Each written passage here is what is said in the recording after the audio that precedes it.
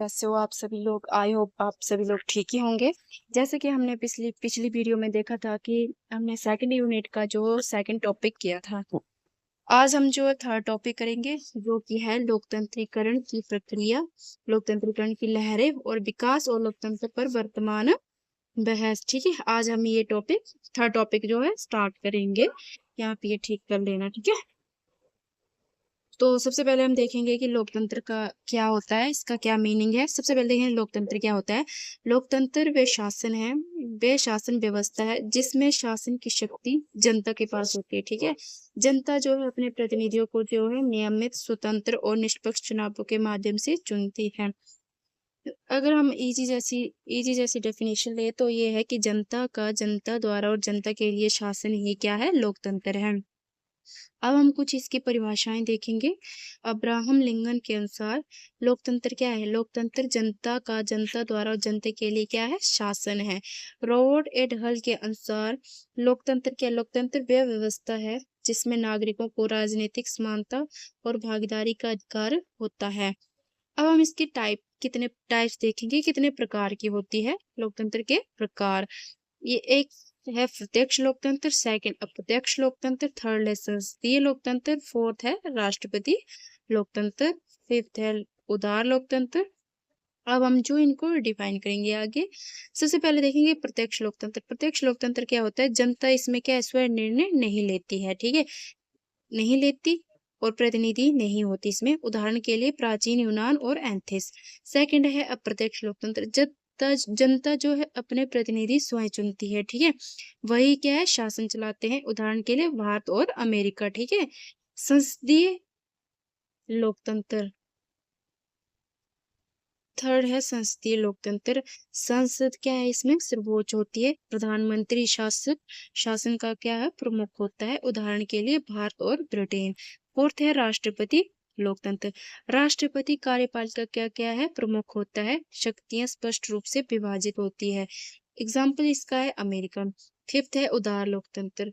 मौलिक अधिकार सुरक्षित होते हैं, स्वतंत्र न्यायपालिका होती है इसमें और कानून का शासन लागू होता है। अब हम देखेंगे लोकतंत्रीकरण क्या होता है। ये तो हमने देख लिया कि लोकतंत्र क्या होता है। अब हम देखेंगे लोकतंत्रीकरण क्या होता है। लोकतंत्रीकरण का अर्थ। लोकतंत्रीकरण का अर्थ है किसी देश में गैर लोकतांत्रिक, ध्यान से सुनना, गैर लोकतांत्रिक शासन जैसे तानाशाही सैन्य शासन से बदलकर लोकतांत्रिक शासन की क्या है, स्थापना की प्रक्रिया है।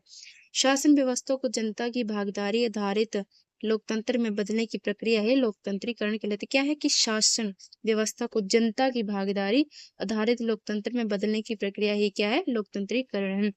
अब हम वैज्ञानिकों के द्वारा कुछ दी गई परिभाषाएं हैं जो कि है सैमुअल पी हंटिंगटन के अनुसार लोकतंत्रीकरण वह प्रक्रिया है जिसमें किसी देश में राजनीतिक व्यवस्था लोकतांत्रिक संस्था और चुनावों की ओर बदलती है। क्या है कि भाई ये वे प्रक्रिया है जिसमें किसी देश में राजनीतिक व्यवस्था लोकतांत्रिक संस्थाओं और चुनावों की ओर बदलती है।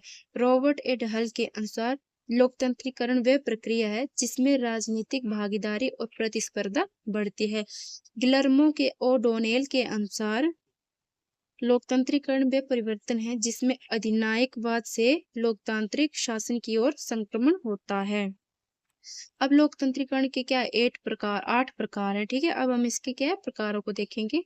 सबसे पहला प्रकार है राजनीतिक लोकतंत्रीकरण। इसमें नागरिकों को मतदान का अधिकार, क्या है, मतदान का अधिकार होता है। स्वतंत्र चुनाव और सरकार चुनने की प्रक्रिया में क्या है, भागीदारी दी जाती है जिससे सत्ता जनता के हाथ में आती है। सेकंड है सामाजिक लोकतंत्रीकरण, सॉरी, सामाजिक लोकतंत्रीकरण। इसका अर्थ है समाज में जाति, धर्म, लिंग आदि के आधार पर भेदभाव को क्या है, खत्म करके समानता स्थापित करना है। ठीक, सामाजिक लोक। अब थर्ड है आर्थिक लोकतंत्रीकरण। इसमें जो है सभी लोगों को रोजगार, आय और संसाधनों के समान अवसर दिए जाते हैं ताकि आर्थिक असमानता कम हो सके। अगला अगला पॉइंट है संस्थागत लोकतंत्रीकरण। सरकारी संस्थाओं को क्या है, पारदर्शी, जवाबदेही और जनहित में कार्य करने योग्य बनाया जाता है। अब अगला पॉइंट है प्रशासनिक लोकतंत्रीकरण। इसमें क्या है, इसमें प्रशासनिक निर्णयों में जनता की क्या है, प्रशासनिक निर्णयों में जनता की भागीदारी बढ़ाई जाती है और कार्य प्रणाली को क्या है, सरल बनाया जाता है। अगला पॉइंट है स्थानीय लोकतंत्रीकरण। स्थानीय स्तर, ठीक है, जैसे ग्राम पंचायत, पंचायत से भी जो भी है स्थानीय स्तर पे जितने भी है वो, ठीक है, मतलब स्थानीय स्तर पर जैसे कि पंचायत आ गया, नगर पालिका आ गया, को अधिक अधिकार दिए जाते हैं ताकि लोग अपने क्षेत्र का विकास स्वयं कर सके। अगला पॉइंट है शैक्षिक लोकतंत्रीकरण। सभी नागरिकों को बिना भेदभाव के शिक्षा प्राप्त करने के जो है समान अवसर प्रदान किए जाते हैं, ठीक है। सांस्कृतिक लोकतंत्रीकरण, अगला पॉइंट है सांस्कृतिक लोकतंत्रीकरण। इसमें क्या है, इसमें सभी संस्कृतियों, भाषाओं और विचारों को क्या है, समान समान सम्मान दिया जाता है और विविधता को क्या है, बढ़ावा मिलता है। अगले हम देखेंगे कि लोकतंत्रीकरण की क्या प्रक्रिया है। अब अगला पॉइंट हमारा है लोकतंत्र की प्रक्रिया, क्या प्रोसेस है, ठीक है। फर्स्ट पॉइंट है तानाशाही का कमजोर होना। पुरानी गैर लोकतांत्रिक सरकार क्या कमजोर होने लगती है। सेकंड पॉइंट है जनता में असंतोष, लोग सरकार के खिलाफ क्या नाराज होने लगते हैं। थर्ड पॉइंट है राजनीतिक चेतना बढ़ना, लोग अपने अधिकारों के बारे में क्या जागरूक होते हैं। फोर्थ पॉइंट है जन आंदोलन शुरू होना, विरोध प्रदर्शन और आंदोलन होने लगते हैं, सरकार पर दबाव बढ़ना, जनता और संगठनों का क्या दबाव बढ़ता है। सुधार और वार्ता, सरकार सुधार करने या बातचीत करने लगती है। चुनाव प्रक्रिया शुरू होना, स्वतंत्र और निष्पक्ष चुनाव कराए जाते हैं। लोकतंत्र की स्थापना और स्थिरीकरण, लोकतांत्रिक सरकार बनती है और धीरे धीरे क्या है, व्यवस्था मजबूत होती है। अब हम देखें, ये पिछली बार क्वेश्चन क्वेश्चन आया हुआ था, ये बहुत मोस्ट इम्पोर्टेंट क्वेश्चन है, ये आप देख लेना, आया हुआ था ये और मोस्ट इम्पोर्टेंट है। जो पीछे वाला मैं मतलब थर्ड टॉपिक करवाया मैंने, नहीं सेकंड टॉपिक करवाया मैंने पिछली वीडियो में, वो भी काफी इम्पोर्टेंट है और ये भी काफी इम्पोर्टेंट है। तो सैमुअल पी हडिंगटन ने अपनी प्रसिद्ध पुस्तक the 12th wave democratisation in the late 12th century में बताया है कि दुनिया में लोकतंत्र का विकास एक ही समय में नहीं हुआ है, बल्कि अलग अलग लहरों, वेव्स के रूप में हुआ है। इसमें तीसरी लहर, थर्ड वेव ऑफ डेमोक्रेसी जो है सबसे महत्वपूर्ण मानी जाती है। सबसे पहले इसका हम क्या है मीनिंग देखेंगे कि इसका क्या अर्थ है। लोकतंत्र की तीसरी लहर का अर्थ है वह समय जब कई देशों में सैन्य शासन, तानाशाही और अधिनायकवाद खत्म होकर लोकतांत्रिक सरकार बनी, ठीक है। टाइम पीरियड है इसका शुरुआत जो इसकी 1974 में हुई, उस टाइम पुर्तगाल की क्रांति हुई थी, ठीक है। विस्तार 1980 से 1990 का दशक है, ठीक है। इसका क्या प्रभाव पड़ा, यूरोप, लैटिन अमेरिका, एशिया और अफ्रीका, ठीक है। इसका प्रभाव जो यूरोप, लैटिन अमेरिका, एशिया और अफ्रीका पर पड़ा, ठीक है। अंतिम प्रभाव जो है वो क्या है, सोवियत संघ का पतन हो गया 1991 के बाद, लोकतंत्र और तेजी से फैला, ठीक है। अब हम देखेंगे क्या कारण थे, लोकतंत्र की तीसरी लहर के क्या कारण थे। सैमुअल पी हडिंगटन के अनुसार लोकतंत्र की तीसरी लहर के कई कारण थे, ठीक है। पहला कारण था आर्थिक विकास, ठीक है, कई देशों में आर्थिक सुधार और विकास हुआ। दूसरा है मध्यम वर्ग का उदय हुआ, ठीक है, शिक्षित और जागरूक मध्यम वर्ग बढ़ा।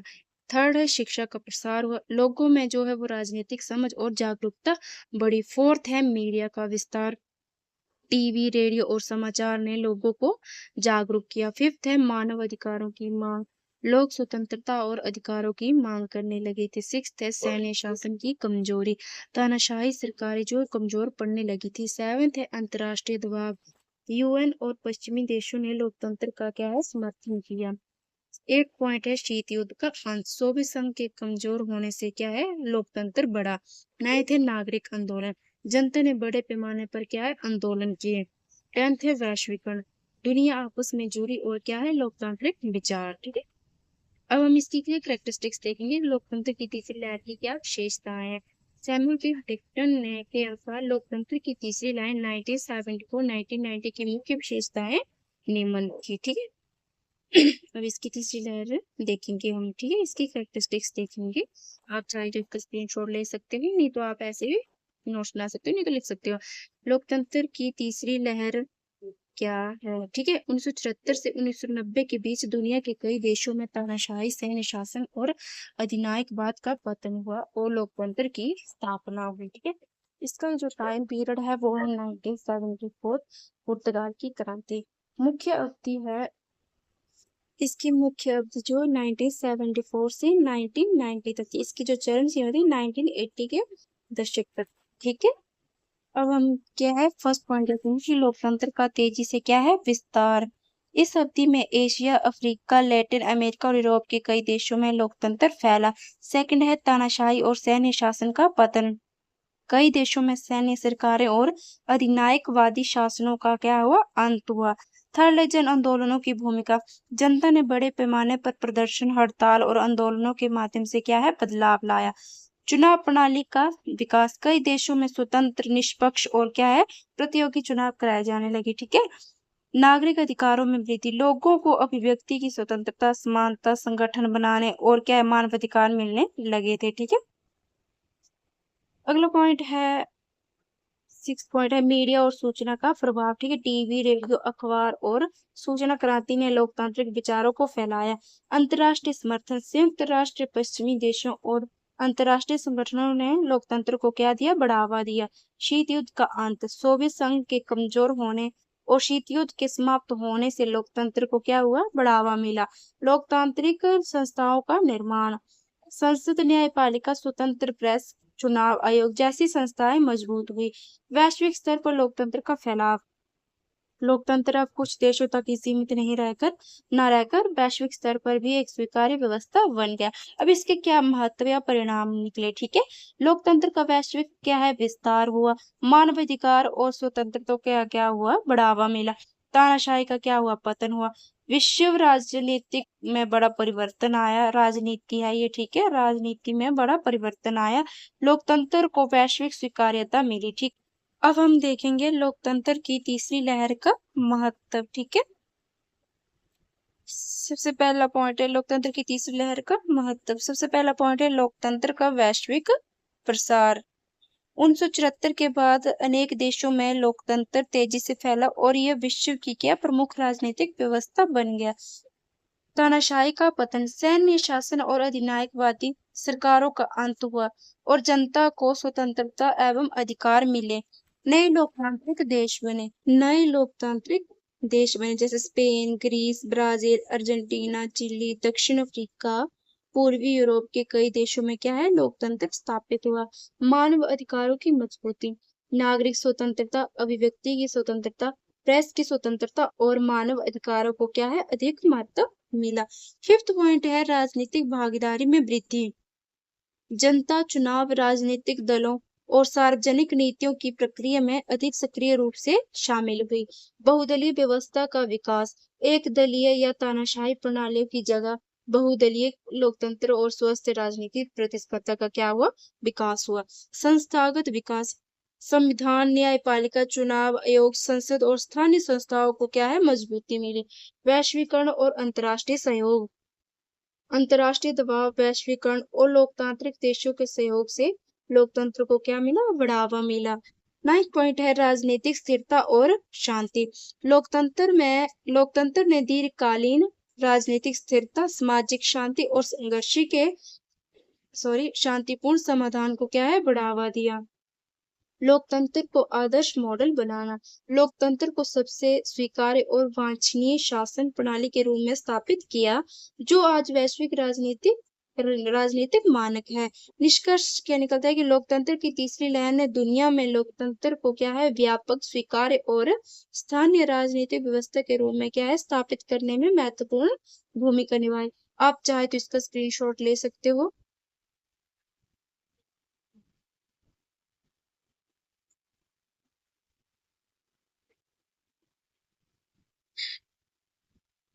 अब हम अगला पॉइंट देखेंगे कि लोकतंत्र की तीसरी लहर।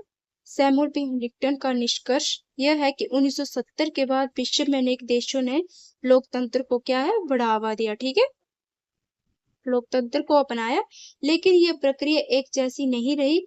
कहीं यह स्थायी हुआ तो कहीं पीछे हट गया। इससे स्पष्ट होता है कि लोकतंत्रीकरण एक सतत, जटिल और उतार चढ़ाव वाली प्रक्रिया है जो राजनीतिक, आर्थिक और सामाजिक परिस्थितियों पर क्या है निर्भर करती है। अब हम देखेंगे अगला पॉइंट है हमारा लोकतंत्र और विकास पर बहस। इसका जो ऊपर है इसका जो डायग्राम है जो ऊपर बनाया हुआ चार्ट ये है इधर। तो यहाँ पर थोड़ा मिस्टेक हो गई थी मेरे से, आप देख लेना। लोकतंत्र और विकास पर बहस। तो चलिए स्टार्ट करते हैं। लोकतंत्र समर्थक पक्ष है और विकास प्रथम पक्ष, ठीक है। इसमें क्या है, जनता की भागीदारी, सरकार की जवाबदेही, स्वतंत्रता का और अधिकार, समानता और न्याय, पारदर्शिता, दीर्घकालीन विकास, कानून का शासन, सामाजिक सुरक्षा, शांतिपूर्ण विरोध का अधिकार, राजनीतिक समानता, जनहितकारी नीतियां, लोकतांत्रिक संस्थाएं मजबूत।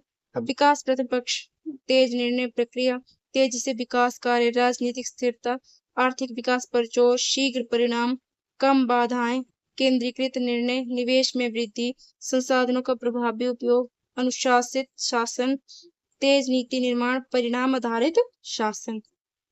अब हम आगे इनको क्या एक्सप्लेन करेंगे, ठीक है, पॉइंट वाइज इसको अलग से जो है एक्सप्लेन करेंगे। पहला आ गया कि ये लोकतंत्र समर्थक पक्ष। फर्स्ट पॉइंट है जनता की भागीदारी, ठीक है। लोकतंत्र में जनता क्या है, निर्णय प्रक्रिया में शामिल होती है, जिससे विकास अधिक जनहितकारी बनता है। सेकंड पॉइंट है सरकार की जवाबदेही। सरकार अपने कार्यों के लिए जनता के प्रति क्या है, उत्तरदायी रहती है, जिससे गलत नीतियों पर क्या है, नियंत्रण रहता है। स्वतंत्रता और अधिकार, नागरिकों को विचार, अभिव्यक्ति और जीवन की स्वतंत्रता मिलती है, जो विकास का क्या है, आधार है। समानता और न्याय, लोकतंत्र सभी नागरिकों को समान अवसर और न्याय प्रदान करता है, ठीक है। पारदर्शिता, सरकारी कार्यों में खुलापन रहता है, जिससे भ्रष्टाचार क्या है, कम होता है। दीर्घकालीन विकास, लोकतंत्र में विकास योजनाएं स्थायी और संतुलित होती है। लोगों की राय का सम्मान, नीतियां जनता की राय के आधार पर ही बनती है। अगला पॉइंट है सामाजिक सुरक्षा, कमजोर वर्गों के लिए योजनाएं बनाई जाती है।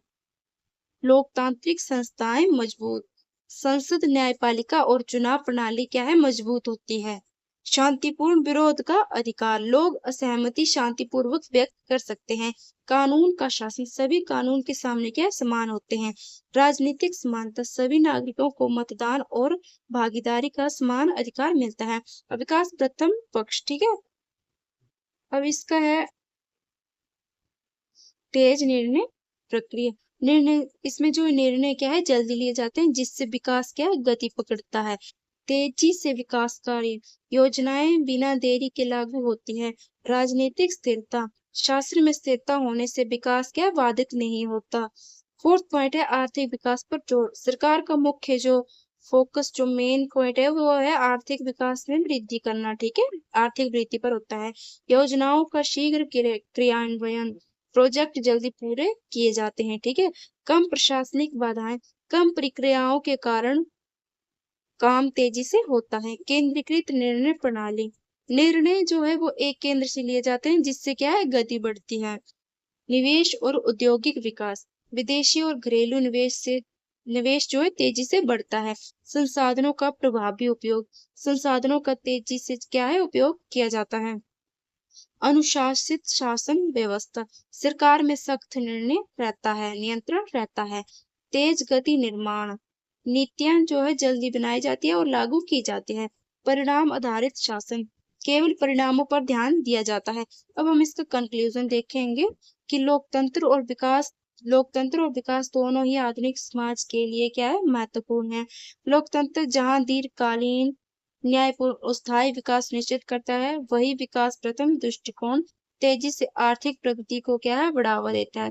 इसलिए सबसे उचित मार्ग यही है कि लोकतंत्र और विकास